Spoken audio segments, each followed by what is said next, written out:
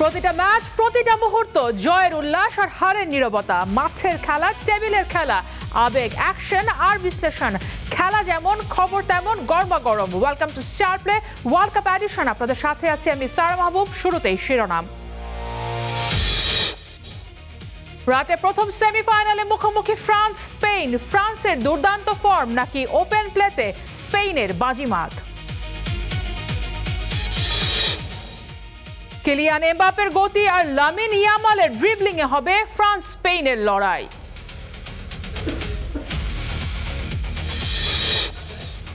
ইংল্যান্ডকে হারাতে আর্জেন্টিনার পরিকল্পনা তৈরি, ঘুরে ফিরে আলোচনায় ফকল্যান্ড যুদ্ধ।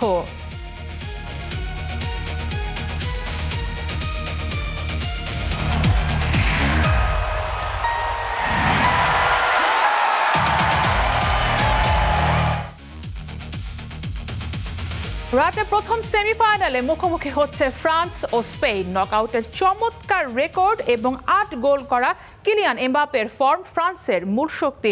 অন্যদিকে ওপেন প্লেতে মাত্র ১ গোল হজম করা স্পেনের দুর্ভেদ্য রক্ষণ ও সাম্প্রতিক মুখোমুখি লড়াইয়ে জয়ের ইতিহাস তাদের আত্মবিশ্বাস যোগাচ্ছে। মাঠের লড়াইয়ের সূক্ষ্ম ব্যবধানে নির্ধারিত হবে ফাইনালিস্ট। ম্যাচ শুরু রাত ১টায়। ফাইনাল টিকিট কার? এমবাপের ফ্রান্স নাকি ইউরোপ চ্যাম্পিয়ন স্পেনের? বিশ্বকাপের সবচেয়ে বড় লড়াইগুলোর একটির কাউন্টডাউন শুরু। টানা তৃতীয় বিশ্বকাপ ফাইনালের স্বপ্নে বিভোর ফ্রান্স, আর টানা তৃতীয়বারের মতো লে ব্লুদের হারিয়ে ইতিহাস গড়তে চায় স্পেন। শেষ হাসি হাসবে কে? অপটা সুপার কম্পিউটার ২৫,০০০ বার ম্যাচটি সিমুলেশন চালিয়ে বলছে সামান্য এগিয়ে ফ্রান্স। নির্ধারিত ৯০ মিনিটে লে ব্লুদের জয়ের সম্ভাবনা ৪৩.৯%, স্পেনের ২৯%, আর ২৭.১% ক্ষেত্রে ম্যাচ গড়াতে পারে অতিরিক্ত সময়ে। অর্থাৎ ব্যবধান এতটাই সূক্ষ্ম যে এক মুহূর্তের ভুলই বদলে দিতে পারে পুরো গল্প। ফ্রান্সকে এগিয়ে রাখার বড় কারণ তাদের নকআউটের অসাধারণ মানসিকতা। দিদিয়ের দেশমের দল টুর্নামেন্টে টানা ৬ ম্যাচ জিতে এসেছে। ১৯৯৮, ২০০৬, ২০১৮ ও ২০২২ নিজেদের খেলা শেষ ৪ বিশ্বকাপের সেমিফাইনালেই জয় তুলে নিয়ে ফাইনালে উঠেছে ফ্রান্স। এবারও জিতলে টানা ৩টি বিশ্বকাপ ফাইনালে ওঠার বিরল ইতিহাস গড়বে লে ব্লুরা। আর সামনে আছেন কিলিয়ান এমবাপে।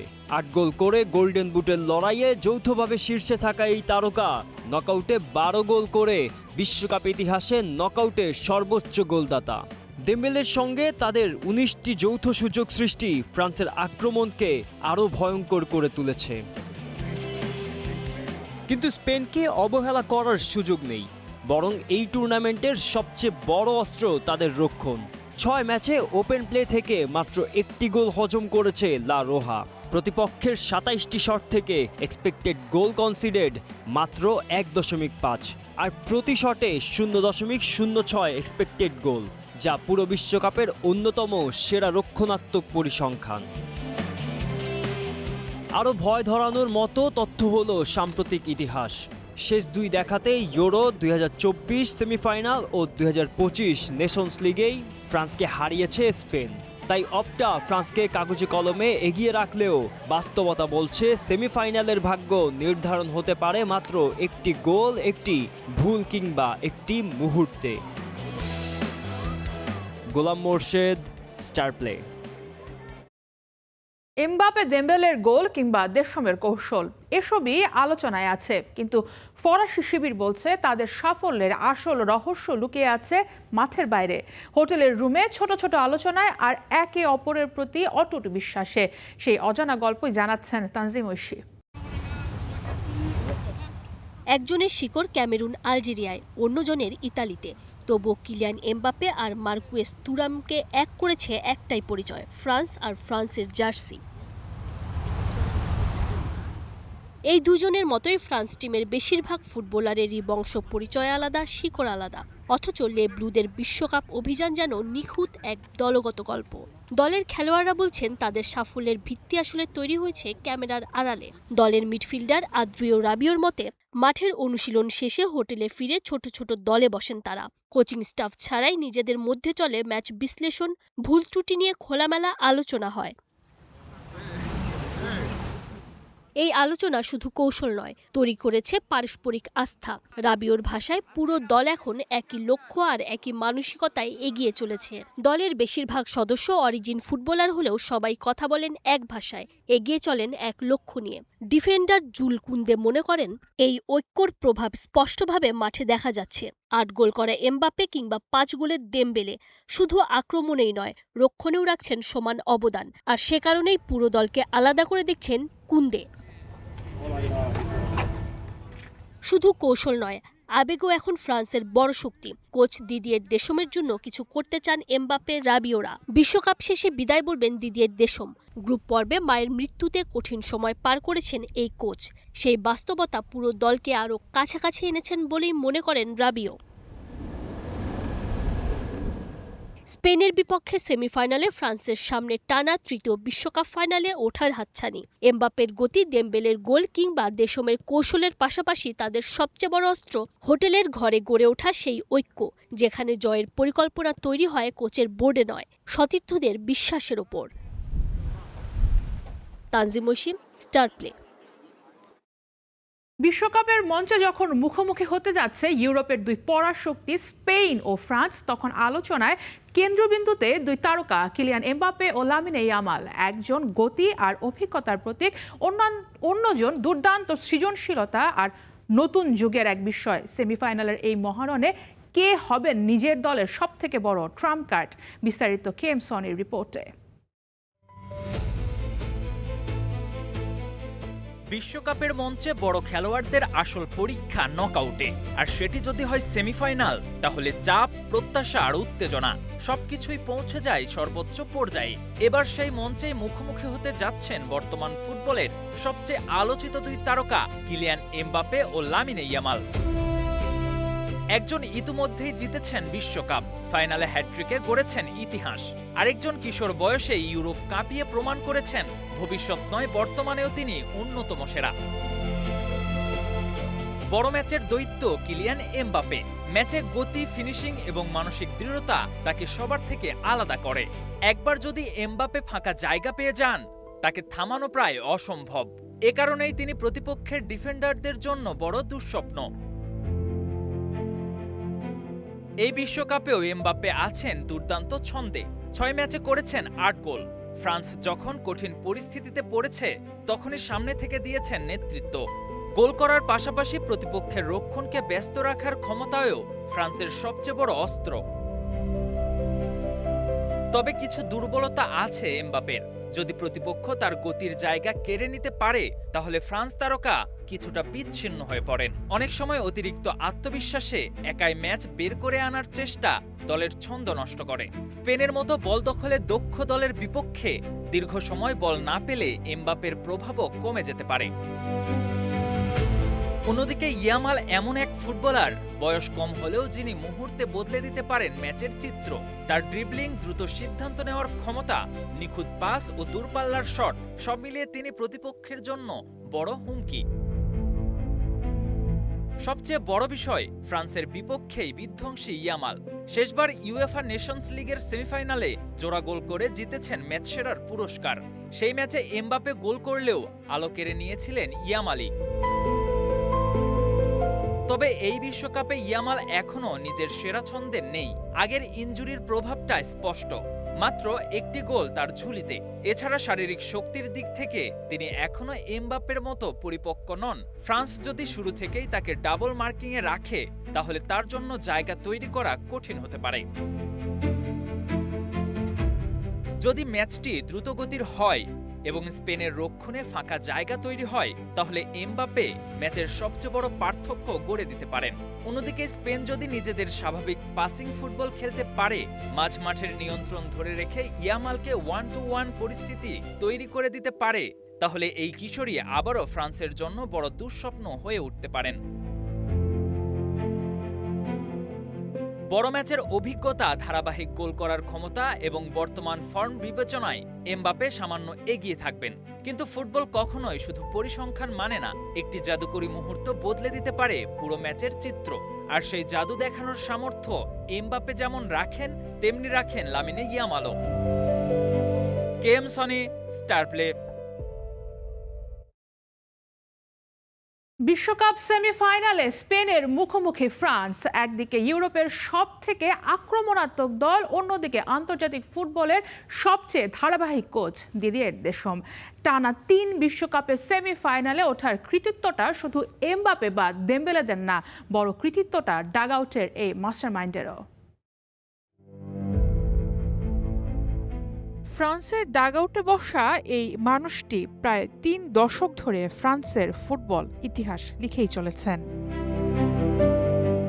1998 সালে বিশ্বকাপ জয়ী অধিনায়ক, 2000 সালে ইউরো জয়ী অধিনায়ক, এরপর কোচ হিসেবে 2016 ইউরো ফাইনাল, 2018 বিশ্বকাপ শিরোপা, 2021 নেশনস লিগ, 2022 বিশ্বকাপ ফাইনাল, 2024 ইউরো সেমিফাইনাল আর এবার 2026 বিশ্বকাপেও সেমিফাইনাল।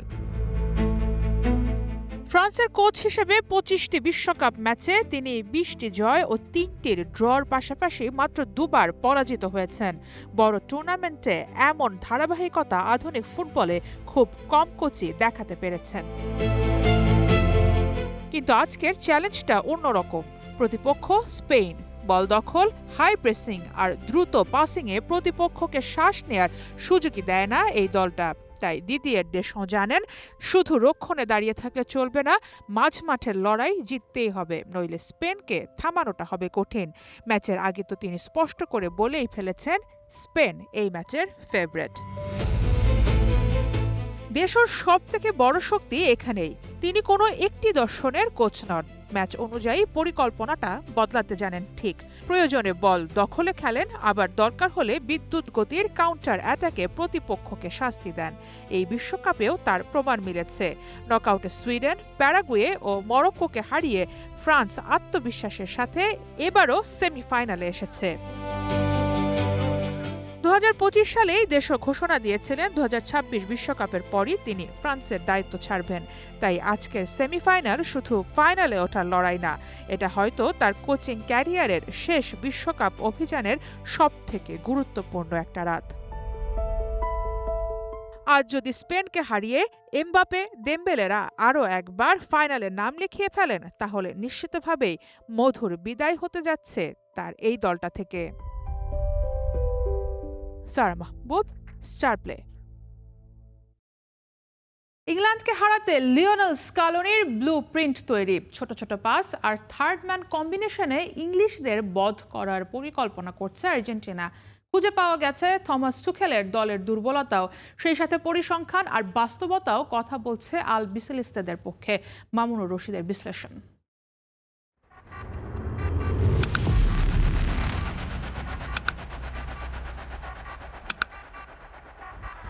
Argentina exposed. লিওনেল স্কালোনির পরিকল্পনা ফাঁস হয়ে গেছে। প্রতি ম্যাচে একই স্ট্র্যাটেজিতে খেলাচ্ছেন, সাবস্টিটিউটেও একই মুখ। ম্যাচ স্লো করে ফেলা, রক্ষণের দুর্বলতা, গ্রুপ পর্ব থেকে কোয়ার্টার ফাইনাল কিংবা সেমিফাইনাল সব ম্যাচেই মনে হচ্ছিল একই পরিকল্পনায় দলকে খেলাচ্ছেন স্কালোনি। তাই তো অনেকেই মনে করছেন প্রতিপক্ষ আর্জেন্টিনাকে সহজেই হারাবে। তবে বাস্তবতা আর পরিসংখ্যান বলছে ভিন্ন কথা। স্কালোনির অধীনে হাইপ্রেস দলগুলোর বিপক্ষে আর্জেন্টিনার সাফল্য প্রায় শতভাগের কাছাকাছি। উদাহরণ হিসেবে 2022 সালে ইতালির বিপক্ষে ফিনালিসিমা জয়, 2022 বিশ্বকাপে নেদারল্যান্ডসের বিপক্ষে পেনাল্টিতে জয়, একই বিশ্বকাপে ক্রোয়েশিয়ার বিপক্ষে বড় জয় এবং ফাইনালে ফ্রান্সের বিপক্ষে 3-3 গোলের ম্যাচ টাইব্রেকে জয়। এসবই বড় ম্যাচে আর্জেন্টিনার পক্ষে কথা বলে। শুধু তাই নয়, 2022 বিশ্বকাপের পর দুবার ব্রাজিলকে হারানো, দুবার উরুগুয়েকে হারানো কিংবা কলম্বিয়ার মতো দলকে হারানো স্কালোনির পক্ষেই কথা বলছে। তবে ইংল্যান্ড ম্যাচে স্কালোনির কাছে নতুনত্ব আশা করেন সমর্থকরা। সেটি আসবেও। একাদশে খুব বেশি পরিবর্তন না আসলেও অন্তত একটি পরিবর্তন আসার কথা রয়েছে, যেটিকে বলা হচ্ছে থার্ড ম্যান কম্বিনেশন। হাইপ্রেস ভাঙতে ছোট ছোট পাস আর এই থার্ড ম্যান কম্বিনেশন স্কালোনির তুরুপের তাস। 2026 বিশ্বকাপের সেমিফাইনালে ওঠার পাশাপাশি অন্য আরেকটি জায়গায় সবার থেকে এগিয়ে আছেন স্কালোনি। আর্জেন্টিনা দলে কোনো ইনজুরি সমস্যা নেই কোনো কার্ডের সমস্যা। দলকে স্কালোনি কেন স্লো খেলিয়েছেন সেটি বোধহয় এখন বেশ পরিষ্কার। সেই সাথে ইংল্যান্ডের এই দুর্বলতা বেশ আশাবাদী করতে পারে আর্জেন্টিনাকে। একদম নিচে থেকে বিল্ড আপ করে উপরে উঠে হাই প্রেস করা ইংল্যান্ডের দুই সেন্টার ব্যাকের মাঝখানে থাকে অনেক বড় গ্যাপ। মাঝ মাঠে বল উইন করতে পারলে মেসি কিংবা হুলিয়ান আলভারেজদের জন্য সহজ হয়ে যাবে গোল করা। এবার চলুন ইংল্যান্ডকে হারাতে কোন ব্লুপ্রিন্ট তৈরি করেছেন স্ক্যালোনি সেটি একটু দেখে নেওয়া যাক। জুড বেলিংহামকে নিষ্ক্রিয় করা ইংল্যান্ডের সবচেয়ে বড় শক্তি এখন, আর শুধু হ্যারি কেন নন, পুরো টুর্নামেন্টে বেলিংহামই তাদের ছন্দ নির্ধারণ করেছেন। মাঝমাঠ থেকে আক্রমণ তৈরি, বক্সে ঢুকে গোল করা, আবার প্রয়োজনে রক্ষণে নেমে আসা, সবকিছুই করেছেন তিনি। তাই স্ক্যালোনির প্রথম লক্ষ্য হবে বেলিংহামের জন্য জায়গা কমিয়ে দেওয়া। ডিপল, এনজো ফার্নান্দেজ এবং ম্যাক অ্যালিস্টার মিলে তাকে ঘিরে রাখার চেষ্টা করবেন, যাতে তিনি বল নিয়ে ঘুরে দাঁড়ানোর সুযোগ না পান। মেসিকে সম্পূর্ণ ফ্রি রোলে রাখা। এই বিশ্বকাপে 39 বছর বয়সী মেসি আগের চেয়ে কম দৌড়ালেও ঠিক সময় ঠিক জায়গায় থেকে ম্যাচের মোড় ঘুরিয়ে দিচ্ছেন। স্ক্যালোনি এই ম্যাচে তাকে মাঝ মাঠে নেমে বল বিল্ড আপের দায়িত্ব দেবেন না, বরং শেষ তৃতীয়াংশে স্বাধীনভাবে খেলতে দেবেন, যাতে একটিমাত্র পাস বা একটি মুহূর্ত ইংল্যান্ডের ডিফেন্স ভেঙে দিতে পারে। ইংল্যান্ডের হাই প্রেস ভেঙে দ্রুত কাউন্টার অ্যাটাক। থমাস টুখেলের ইংল্যান্ড সামনে উঠে প্রেস করতে ভালোবাসে, কিন্তু সেই প্রেস ভাঙতে পারলে পেছনে ফাঁকা জায়গা তৈরি হয়। স্ক্যালোনির দল ছোট ছোট পাসে প্রেস কাটিয়ে এরপর আলভারেজ বা লাউতারোর দৌড় কাজে লাগাবে। দ্রুত ট্রানজিশনই হতে পারে আর্জেন্টিনার সবচেয়ে বড় অস্ত্র। সেট পিসে সর্বোচ্চ সতর্কতা। ইংল্যান্ড কর্নার ও ফ্রি কিক থেকে অত্যন্ত বিপজ্জনক, তাই অপ্রয়োজনীয় ফাউল এড়ানো কিংবা বক্সে শক্ত মার্কিং রাখা হবে আর্জেন্টিনার অন্যতম অগ্রাধিকার। বিশেষ করে কেইন, স্টোনস কিংবা গহিদের মতো লম্বা খেলোয়াড়দের আটকানো খুব গুরুত্বপূর্ণ হবে। ধৈর্যের পরীক্ষা। স্ক্যালোনির আর্জেন্টিনা প্রয়োজন হলে দীর্ঘ সময় বল ছাড়াও খেলতে রাজি। তারা জানে নকআউট ম্যাচে সব সময় সুন্দর ফুটবল নয়, সঠিক সময়ে সঠিক সিদ্ধান্তই জয় এনে দেয়। তাই ম্যাচ যদি 60 থেকে 70 মিনিট পর্যন্ত গোল শূন্যও থাকে, তবুও আর্জেন্টিনা নিজেদের পরিকল্পনা থেকে সরে আসবে না। ধৈর্যের পরীক্ষা ইতিমধ্যেই আর্জেন্টিনা পাশ করেছে একাধিকবার, বারবার ঘুরে দাঁড়িয়ে লিখেছে নতুন নতুন গল্প। ম্যাচ যদি শেষ পর্যায়ে যায়, সেখানে আসল চমক দেখাবে আলবিসেলেস্তারা, কেননা শেষ 15 কিংবা 20 মিনিট আর্জেন্টিনার সবচেয়ে পরিচিত, সবচেয়ে আকাঙ্ক্ষিত সময়। এই সময়ে স্ক্যালোনি ম্যাচের সেরা চালটা চালতে পছন্দ করেন। Mamunur Rashid, star play. যে দল মচকে গেলেও কখনো ভেঙে পড়ে না, তাদের হারাতে পারবে কি ইংল্যান্ড? প্রতিপক্ষ যখনই তাদের থেকে ভালো খেলে, জয়ের স্বপ্ন দেখে, ঠিক তখনই স্ক্যালোনির আর্জেন্টিনার রূপ কথার মতো ঘুরে দাঁড়ায়। সব বিপর্যয়কে শক্তিতে রূপান্তর করার এই জাদুকরী কৌশল স্ক্যালোনি পেলেন কোথায়? ইংলিশদের গতি আর কৌশলের বিপরীতে লিও মেসির জাদুকরী ফুটবল আবারও দেখা যাবে? রহমান পেয়ারের এক্সপ্লেইনার। লিওনেল স্ক্যালোনির আর্জেন্টিনার সবচেয়ে ভয়ঙ্কর দিক কোনটা? এই দল সব সময় ডমিনেটিং ফুটবল খেলে না। সবচেয়ে আতঙ্কের ব্যাপার হলো যখন আপনি তাদের চেয়ে ভালো খেলবেন, তাদের রক্ষণ ভেঙে গুঁড়িয়ে দেবেন, গোল করবেন এবং তাদের টুর্নামেন্ট থেকে ছিটকে দেওয়ার একদম দ্বার প্রান্তে নিয়ে যাবেন, ঠিক তখনই তারা ঘুরে দাঁড়ানোর নতুন এক গল্প লিখবে। ফুটবল বিশ্বকে বারবার মনে করিয়ে দেবে ম্যাচের শেষটা কিভাবে হবে তা কেবল আর্জেন্টিনাই নির্ধারণ করে। 2022 বিশ্বকাপে সৌদি আরবের কাছে সেই ধাক্কা, নেদারল্যান্ডসের 2-2 গোলের রূপকথা টপকানো, কিংবা ফ্রান্সের বিপক্ষে ইতিহাসের অন্যতম সেরা ফাইনাল, সবখানেই আর্জেন্টিনা মচকেছে কিন্তু ভেঙে পড়েনি। 2024 কোপা আমেরিকার ফাইনালে যখন লিওনেল মেসি চোখের জলে মাঠ ছাড়লেন, তখনও কলম্বিয়া তাদের থামাতে পারেনি। এমনকি 2026 বিশ্বকাপের নকআউটেও একই গল্প। মিশরের বিপক্ষে শেষ 11 মিনিটে 2-0 ব্যবধানে পিছিয়ে থেকেও জয়, আর কোয়ার্টার ফাইনালে 10 জনের সুইজারল্যান্ডের বিপক্ষে 112 মিনিট পর্যন্ত চলা সেই স্নায়ু যুদ্ধ। আর্জেন্টিনাকে অস্বস্তিতে ফেলা আর আর্জেন্টিনাকে পরাজিত করা, এই দুইয়ের মধ্যে যে আকাশ পাতাল তফাৎ, স্ক্যালোনি তা বারবার প্রমাণ করে চলেছেন। লিও মেসি মহাকাব্যের নায়ক এবং তাকে ঘিরে বোনা এক নিখুঁত জাল। এই মহাকাব্যের কেন্দ্রবিন্দুতে অবশ্যই একজনই আছেন, লিওনেল মেসি কিন্তু স্কালোনির মাস্টার স্ট্রোকটা কোথায়? তিনি এমন এক আর্জেন্টিনা তৈরি করেছেন যা আর কেবল মেসি নির্ভর নয়। অতীতে আর্জেন্টিনা দল মেসিকে বইতো, আর স্কালোনির দল মেসিকে মুক্ত বাতাসে ডানা মেলার সুযোগ করে দেয়। প্রয়োজনে মেসিকে কাঁধে তুলে নেয়। এনজো ফার্নান্দেজ মাঝ মাঠের জেনারেল, যিনি প্রথম পাসেই প্রতিপক্ষের ডিফেন্স লাইন ভেঙে দেন। আলেক্সিস ম্যাকঅ্যালিস্টার রক্ষণ আর আক্রমণের মাঝে এক অদৃশ্য সুতোর সংযোগ। হুলিয়ান আলভারেজ প্রতিপক্ষের ডিফেন্ডারদের ওপর প্রথম প্রেসটা তিনিই শুরু করেন। লাউতারো মার্তিনেজ বেঞ্চ থেকে এসে যিনি ম্যাচের ভাগ্য বদলে দিতে ওস্তাদ হয়ে উঠছেন। এমিলিয়ানো দিবু মার্তিনেজ যখন সব পরিকল্পনা ব্যর্থ হয়, তখন গোল বারের নিচে এই প্রাচীর একাই আর্জেন্টিনাকে বাঁচিয়ে রাখে। Tactical analysis. সুইজারল্যান্ডের বিপক্ষে ম্যাচে মুরাত ইয়াকিনের পরিকল্পনা ছিল বেশ চতুর। তার আর্জেন্টিনাকে মাঝ মাঠে স্পেস দেয়নি, মেসির পাসিং লেনগুলো ব্লক করেছিল এবং আর্জেন্টিনার ফুল ব্যাকরা যখন ওপরে উঠছিল তখন কাউন্টার অ্যাটাকে আঘাত হানছিল। কিন্তু আর্জেন্টিনা চলে ছোট ছোট ত্রিভুজ তৈরির উপর। সেন্টার ব্যাক থেকে বল যাবে এনজো বা পারেদেসের কাছে, তারা প্রতিপক্ষকে টেনে আনবে এবং তৃতীয় একজন ফাঁকা জায়গায় বল লুফে নেবে। ৬৭ মিনিটে সুইজারল্যান্ড সমতায় ফেরে। ৭২ মিনিটে এমবোলোর লাল কার্ড ম্যাচের পুরো চিত্র বদলে দেয়। সুইজারল্যান্ড যখন বক্সের সামনে বাস পার্ক করে ডিফেন্স করছিল, স্কালোনি তখন গায়ের জোর বাড়ানোর নির্দেশ দেননি। তিনি প্রতিপক্ষের জন্য সমস্যার ধরনটাই বদলে দিয়েছেন।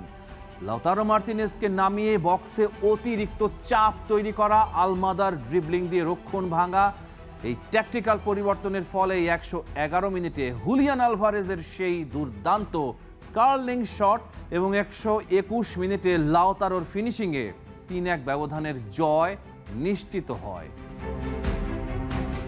এই অপরাজেয় আর্জেন্টিনা রাতারাতি তৈরি হয়নি, তৈরি হয়েছে চরম বিপর্যয় থেকে। ২০২২ সালের ২২ নভেম্বর সৌদি আরবের কাছে ২-১ গোলের সেই হার আর্জেন্টিনার ৩৬ ম্যাচের অপরাজেয় যাত্রা থামিয়ে দিয়েছিল। কিন্তু স্কালোনি দমে যাননি। তিনি পুরো মাঝ মাঠ পুনর্গঠন করলেন, এনজো ফার্নান্দেজ এবং ম্যাকঅ্যালিস্টারকে দলে পাকাপোক্ত করলেন। ক্রোয়েশিয়ার বিপক্ষে সেমিফাইনালে মদ্রিচ কোভাচিচদের রুখতে স্কালোনি ন্যারো মিডফিল্ড ব্যবহার করেছিলেন। মাত্র ৩৯% পজিশন নিয়ে ম্যাচ জিতেছিলেন ৩-০ ব্যবধানে। আবার ফ্রান্সের বিপক্ষে ফাইনালে দি মারিয়াকে ডান দিকের বদলে হুট করে বাঁ দিকে খেলিয়ে উসমান দেমবেলে ও কুন্দেকে উড়িয়ে দিয়েছিলেন। স্কালোনি সিস্টেমে বিশ্বাস করেন, কিন্তু কোনো নির্দিষ্ট সিস্টেমে আটকে থাকেন না। সেমিফাইনাল মিশন, টমাস টুখেলের ইংল্যান্ড ও মহাযুদ্ধের রণকৌশল। সামনে এবার টমাস টুখেলের ইংল্যান্ড, যে দলটাতে হ্যারি কেইন এবং জুড বেলিংহাম একাই প্রতিপক্ষের ডিফেন্স গুনিয়ে দিচ্ছেন। এই টুর্নামেন্টে ইংল্যান্ডের ১৩ গোলের ১২টাই এসেছে এই দুজনের পা থেকে। টুখেলের এই হাইব্রিড আক্রমণ ভাগকে রুখতে স্কালোনিকে আবারও চাল বদলাতে হবে। কেইন বনাম রোমেরো। ক্রিস্টিয়ান রোমেরো যদি হ্যারি কেইনকে মার্ক করতে মাঝ মাঠ পর্যন্ত এগিয়ে যান, তবে বেলিংহ্যাম সেই ফাঁকা জায়গায় রান করবেন। পারেদেসের ভূমিকা, লিয়ান্দ্রো পারেদেসকে ডিফেন্সিভ পকেটে প্রাচীর হয়ে দাঁড়াতে হবে যেন বেলিংহ্যাম স্পেস না পান।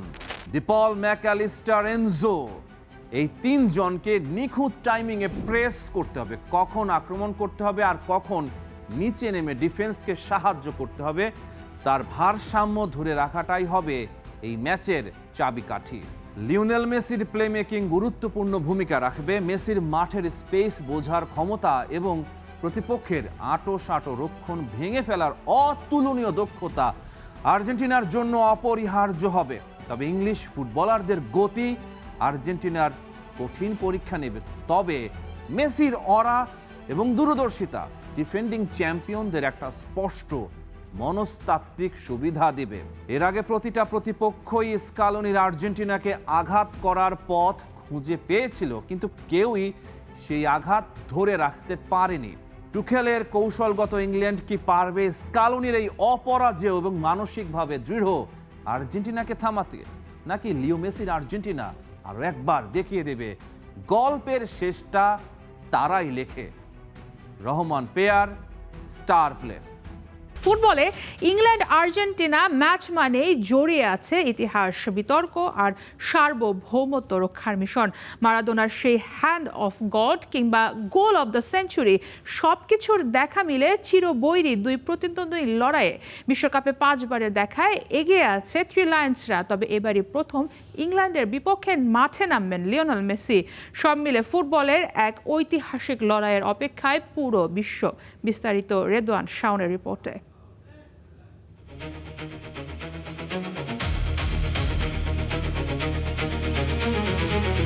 কেউ ডাকে ব্যাটল অফ ফকল্যান্ডস, কারো কাছে ফুটবলস মোস্ট বিটার ইন্টারন্যাশনাল রাইভালরি। বিশ্বকাপের সেমিফাইনালে ইংল্যান্ড আর্জেন্টিনা ম্যাচের উত্তাপ শুধু মাঠেই সীমাবদ্ধ নয়, এতে জড়িয়ে আছে ইতিহাস, বিতর্ক আর দুই দেশের সার্বভৌমত্ব রক্ষার লড়াই।